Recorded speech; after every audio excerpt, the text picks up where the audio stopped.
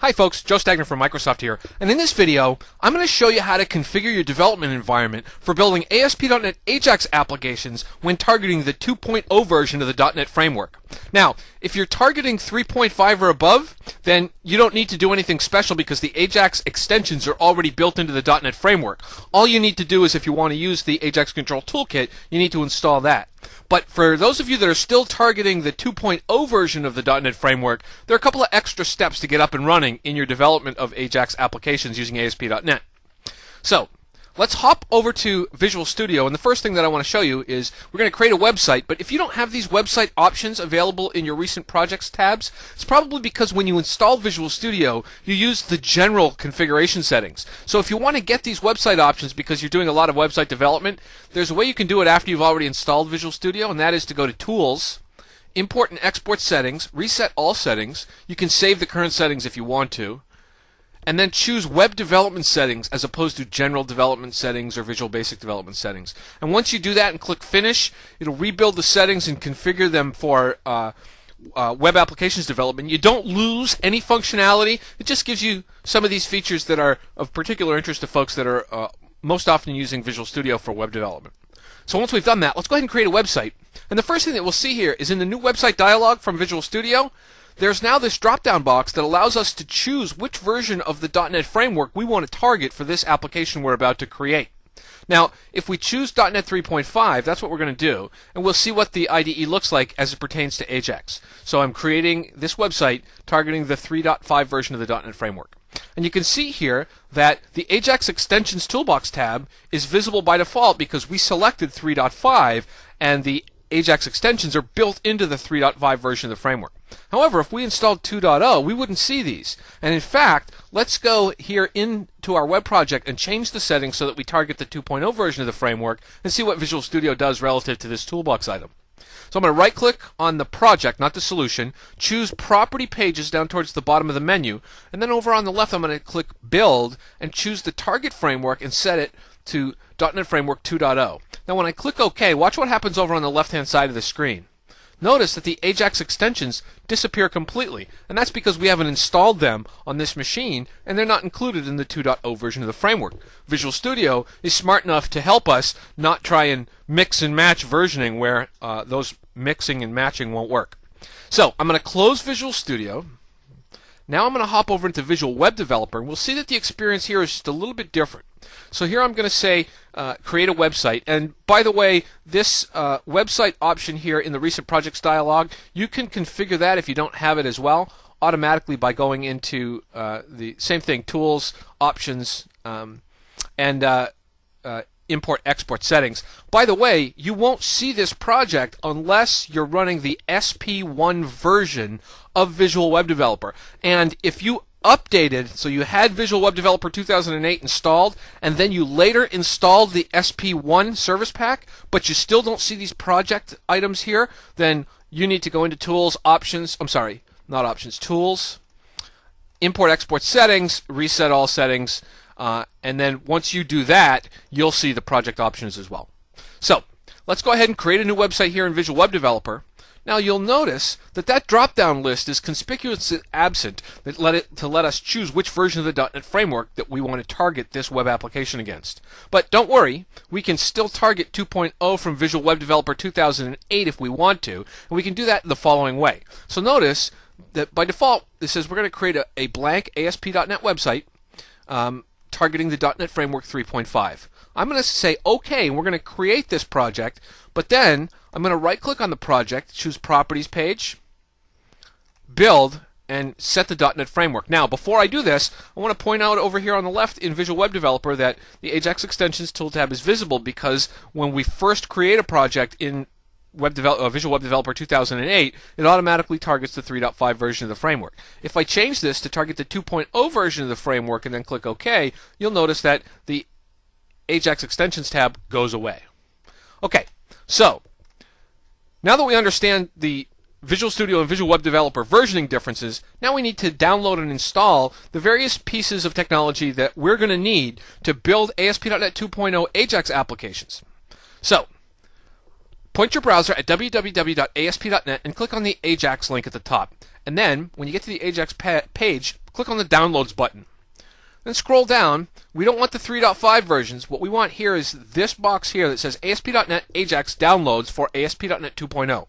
We want to download both of these. So we're going to download the ASP.NET Ajax 1.0 extensions. And I know that the versioning is a little bit confusing. This is the 1.0 version of the Ajax extensions for the .NET 2.0 framework version. Right? So we're going to download that.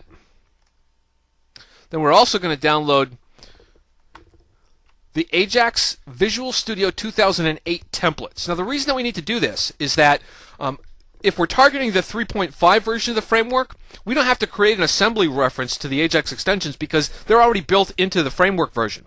Whereas in 2.0, since they're an out-of-band release and they're not in the global assembly cache, we need to create an assembly reference in our project. And we can do that manually, of course, but it's easier just to use the Visual Studio template, and the template will wire up all of the Ajax 1.0 mechanics for us when we're targeting the 2.0 version of the framework. So I'm going to go ahead and click on that download link. That'll take you to the Microsoft Download Center where you can download that as well. By the way, I'm not downloading these simply because I've already downloaded them and I have them sitting on my page here. Now, one other thing that's not strictly necessary to do Ajax applications targeting the 2.0 version of the framework is to download the 2.0 version of the Ajax Control Toolkit. Almost everybody that I know that is building Microsoft-based Ajax applications in ASP.NET is using the Ajax Control Toolkit. So in order to do that, let's back up to the ASP.NET Ajax site. And if we scroll down here, actually, we back up one more and click on the Toolkit link. This will show us the examples page, but if we click on this Ajax Control Toolkit project page on Codeplex, it takes us over to the Codeplex page, and Codeplex is the host for the Ajax Control Toolkit project. If we click on Downloads, you need to be very careful to make sure that you download the correct version.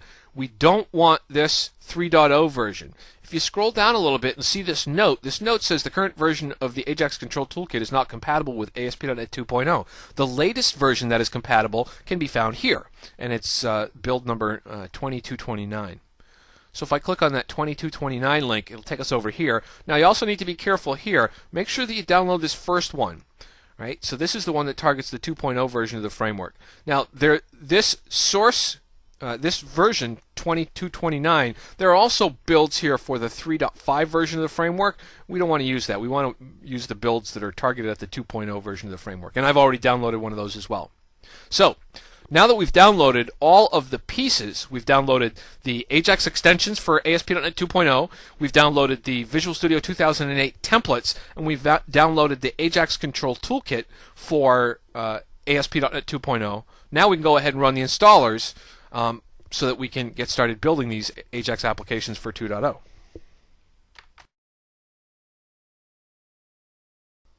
Okay, so let's grab the files that we just downloaded.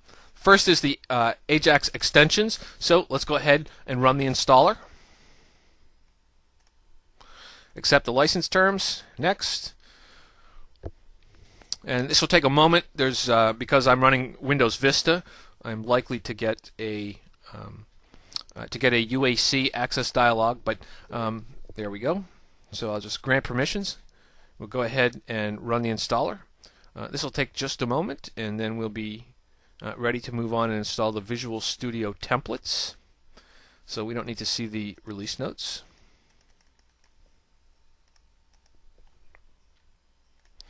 Next, let's go ahead and install the Visual Studio extensions.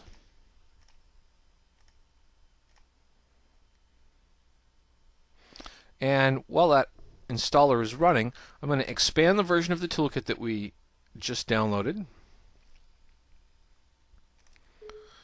And we'll tell Windows it has permission to go ahead and install those Visual Studio templates.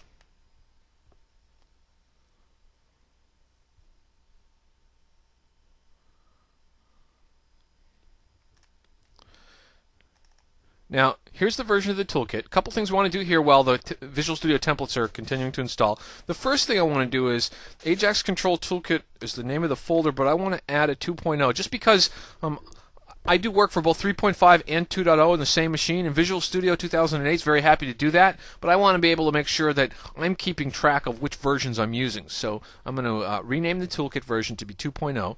The other thing that I suggest, this is just a convention that I use, is because the binaries don't automatically get included in the binaries directory, I go grab the assembly as well as the debugging information and copy it out of the sample website bin directory and drop a copy of them in the binaries directory itself. Just makes it organizationally a little bit more clean.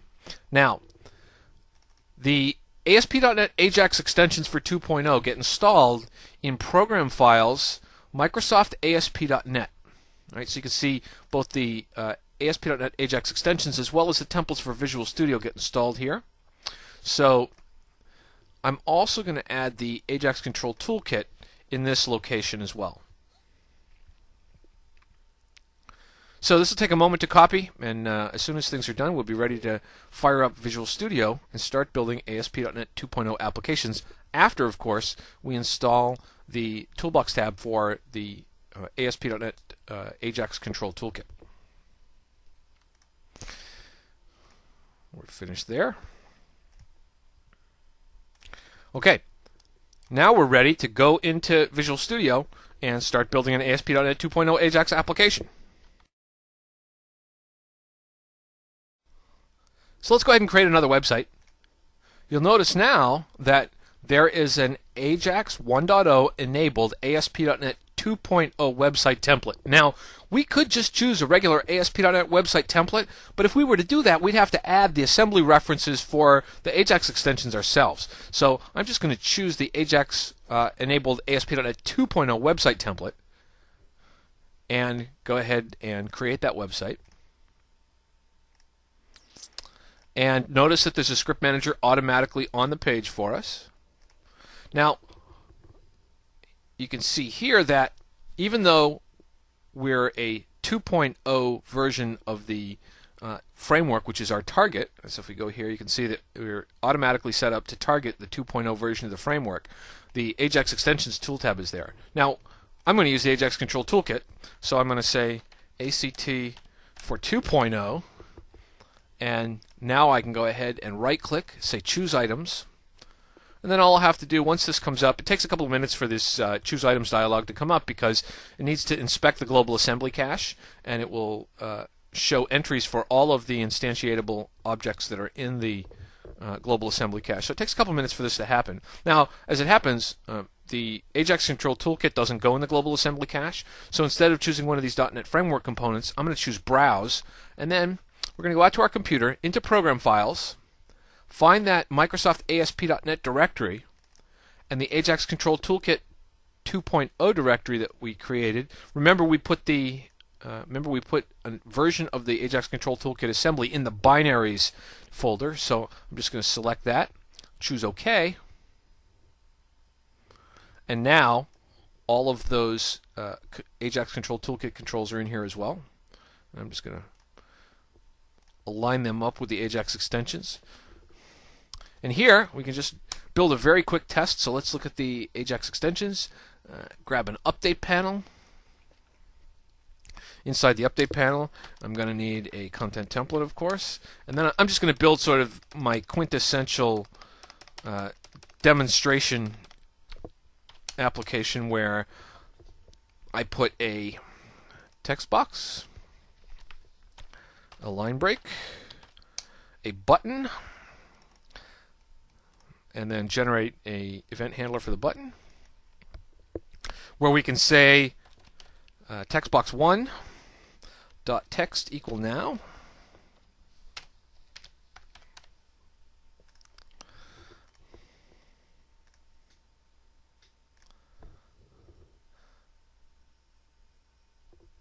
Run our application. When I click the button, now, and notice that we're not getting the full page post back. So there you are.